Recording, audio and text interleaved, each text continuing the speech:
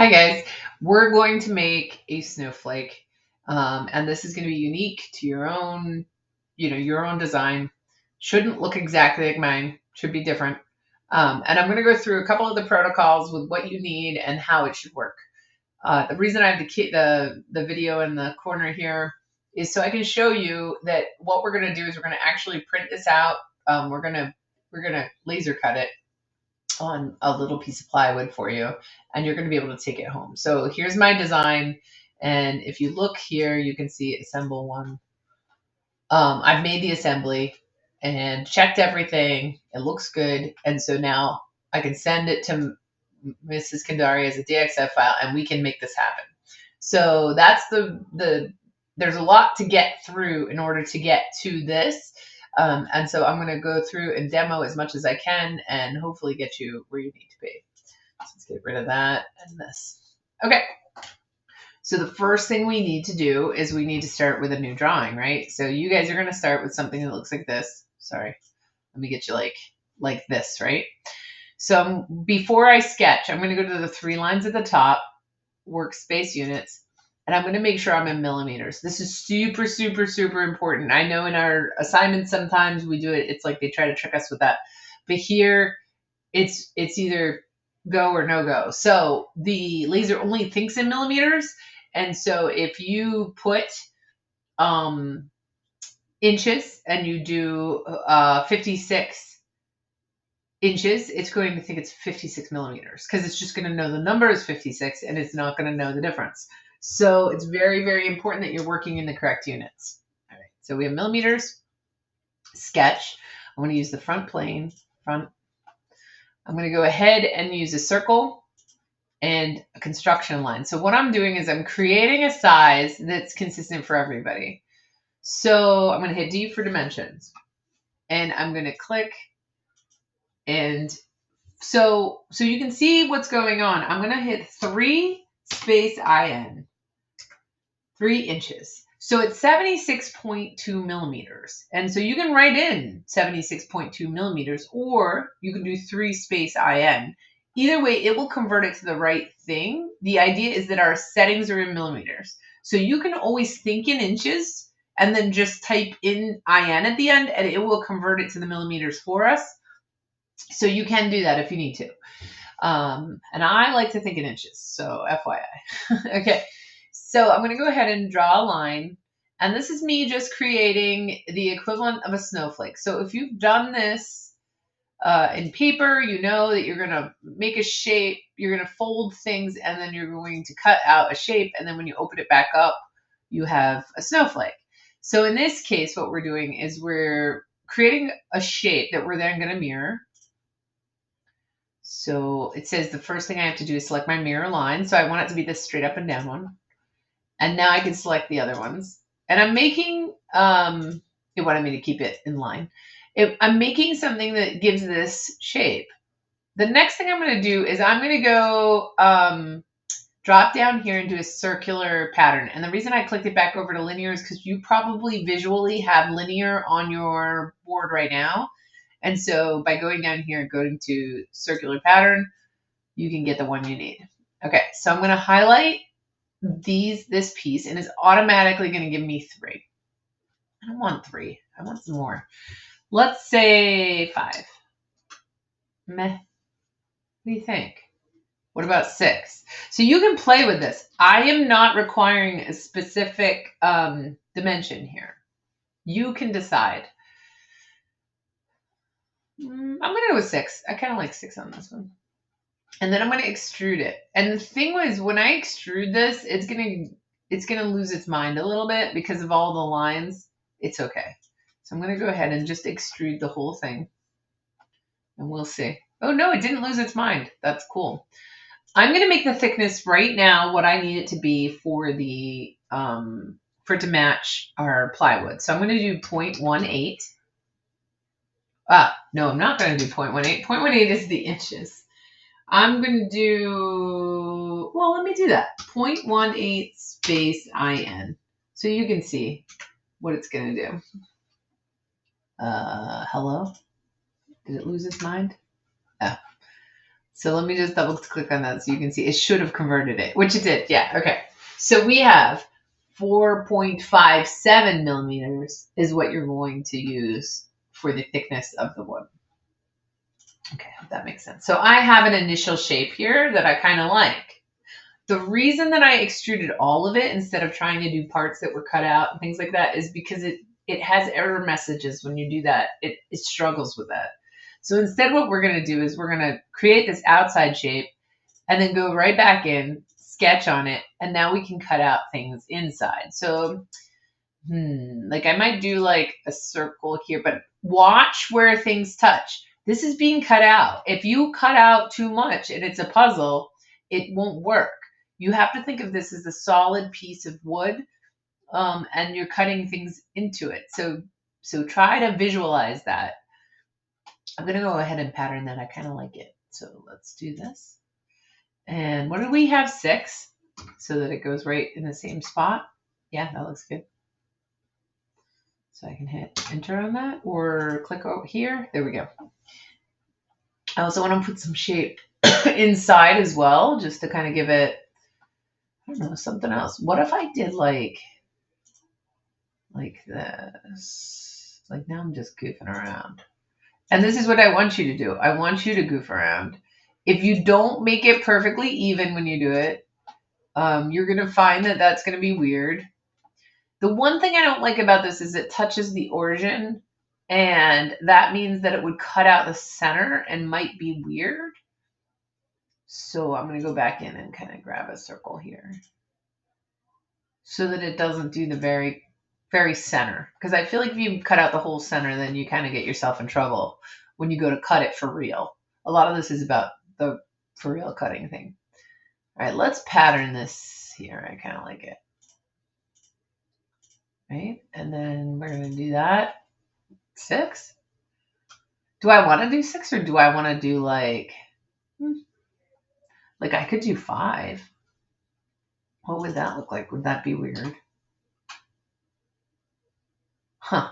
I might do the 5 just to make it a little different. You could do the 6 and keep the pattern.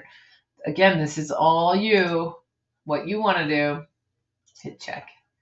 All right, so I have that sketch, and now I'm going to remove all of these. Let me do that. Shapes. And you see how it grabbed? That one had the 2. And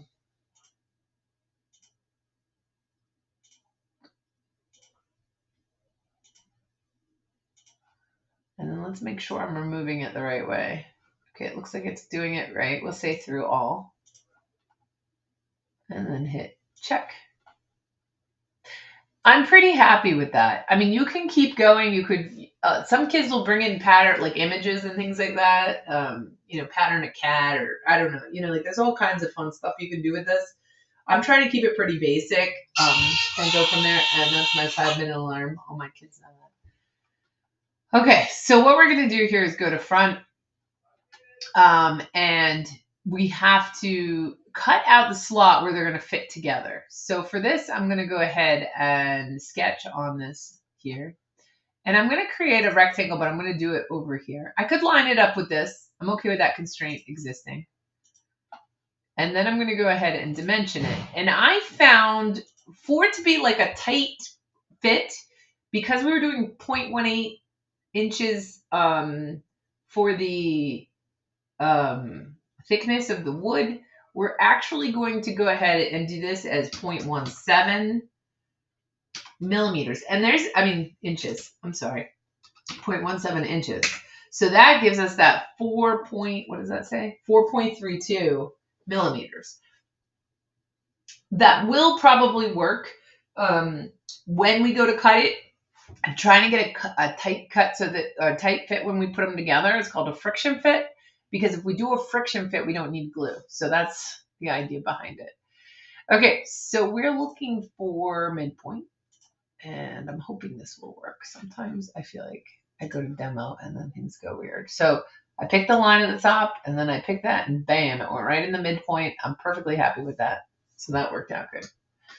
Now I'm going to take this line and bring it all the way down. And it really doesn't matter. Ooh, why is it mad at me?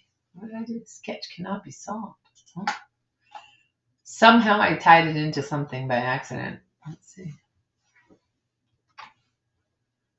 That wasn't interesting. Did it tie itself to something already? No? Okay. I don't know what happened there. It tried to constrain it in a way that doesn't matter. You can see this is blue. It really doesn't matter. We could dimension it if you want to get like super technical.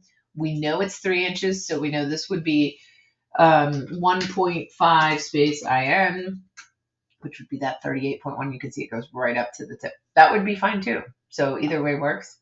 I'm going to hit check on that, and I'm going to extrude remove that. So watch when you're extrude removing that you're getting all the pieces that you need there through all, and then hit check. So see how this is the piece. You can see I have a lot of opening here, and I wonder when we go to put it together how we're going to feel about that. We may want to go back to doing the 6, or we may want to change that up a little bit. We'll see. All right, we're almost done, but not quite. So what we're going to do next is we're going to mirror this whole thing. So to do that, I need either a line or a plane. I want to say I need a plane. So I'm going to go ahead and add a plane, and I'm going to go from here, and I'm going to go down. And again, we can do that. I'm going to say 1.6 inches because it's a little bit further than the 1.5. So see how it's floating a little bit out here? Nah, why can't we do the 1.5? Yeah, 1.5 inches works. Let's do it. Okay. Now I'm going to go ahead and mirror this. So I'm mirroring it's part. It's fine because it's just this whole piece. And then the mirror plane is that new one I made. And now we have the 2 pieces. Hit OK. And you'll see that there's part 1 and part 2. They're separate. That's good because we have to go back into part 1 and give it a little hanger. Now mine has a circle right here. So if you do that, and technically you wouldn't have to do this, but I feel like I need to show it. So I'm going to go to sketch, click this one here, create a circle like here, I guess, and then maybe a circle here. So let's see what I have for dimensions on this. Ooh, it tied itself into something, so I don't know how I feel about that. 0.5 inches, it's going to yell at me. Why? What did it tie itself to? This. It made itself tangent with that line for some reason. So let me delete that. Come on. Okay, there we go. So 0.5 inches, which is the same, that's funny, as what I had. Let's make this, what do you think? 0.35 inches? No, that's too close. If it's too thin like that, it's not going to be good. So 0.25 inches. Yeah. I mean, I think that'll work for putting a string through or something like that. So then I'm going to go ahead and extrude it. And one of the things I'm going to make sure I do is catch this little piece. The reason I'm doing that is because you want this to be as solid as you can. You could cut out that little circle if you want. I'm going to add, I'm going to switch the direction, and then I'm going to go up to face so that I can rotate it and I can go right here. Check. So I do want to cut out that little piece. I just visually, it's just me. You technically, I think we could get a ribbon in there, but we can turn that sketch back on. Get rid of that. Extrude, remove, through all. Hit OK. All right, see how that gives us that? So we have on this one, I can turn that sketch back off. So on this one we have that, and on this one we have this. Now we're going to go into our assembly. If I can move this thing out of the way. Okay. And we're going to bring those 2 pieces in. And the reason I'm doing this is because this is a great way to check. And it's also part of your assignment where you're going to turn it in and show that you know what's going on. like what's really going on. Okay. So this will be part of your assignment is to turn this in. You're going to have two essential assignments. So I'm going to go right into the middle here, up the bottom. One is to complete this, and the other is to give me the DXF file. You'll see what I'm talking about in a second. Okay. And then I'm going to go ahead and rotate this. So this rotate works. So we've fit those two pieces together. We've rotated it. I'm going to zoom out. I'm going to hit OK. I'm going to hit X on that. Look at that. We now have what looks like it's going to fit pretty well. I'm pretty happy with it. I think everything kind of looks nice together. Cool. So we're good to go. So that's your last double check with that, and you'll be turning this in. But this is where your DXF comes into play. First things, we're going to turn off all of this because they're in the way. Oops. You're driving me bonkers. Okay. So now that we have this, we're going to do something weird that we don't usually do, but this is a good technique for getting the DXF file. So I'm going to go through here. I'm going to create a new sketch. I'm going to pick the surface here. And now I want to project just the lines of everything we've created in order to get myself a perfect file. What we learned with this program is you can accidentally grab everything and it doesn't work out. So it's important to move it to the right view so that you're seeing the side. Hit project. And then grab the center and to the right. You'll see that it grabbed everything there and projected it onto that face. That is what I want. I want to show you something crazy. If I undo that, if I project and I grab from this direction, let me see if it, I want you for a millisecond to look. You'll see those lines go through. No good. It's going to make too many laser cut lines, and we don't want that. So I'm going to, and it told me there was a problem with that pop-up. So instead, what I want you to do is make sure that when you project, that you're starting in the middle and you're going to the right and you're going to that back side. Even though we're drawing on the front, you can see it only grabbed that one face of lines to create. And those are all the lines it created. I want you then to go up here to this sketch 5 or whatever yours is, sketch 10, it doesn't matter. Hit edit and call it DXF. So you have your name, you have Snowflake, I won't say demo, but Snowflake. We're going to hit OK. And now you have this sketch down here called DXF. You're going to right click on that, export the DXF. Oh, mine says Part Studio 1. Ew. All right, hold on.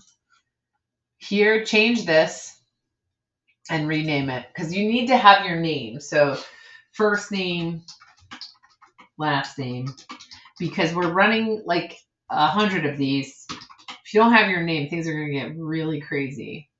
We can put in Snowflake. Okay. And then hit check or enter or whatever, like on the, if you kick an outer space, it'll make it what it needs to be. So now right click, go to your DXF drawing. Now it's going to have that whole name here. This format has to be DXF. So if you have DWG, it's not going to work. You're going to hit export. That exported file is what you're going to turn into Canvas. That is what we're going to cut and print. So if there were any errors ahead of time, you want to kind of get those sorted out before you get to that point. And then this is what you're turning into me in your you'll find it in your downloads. Good luck, guys. I'm looking forward to seeing these.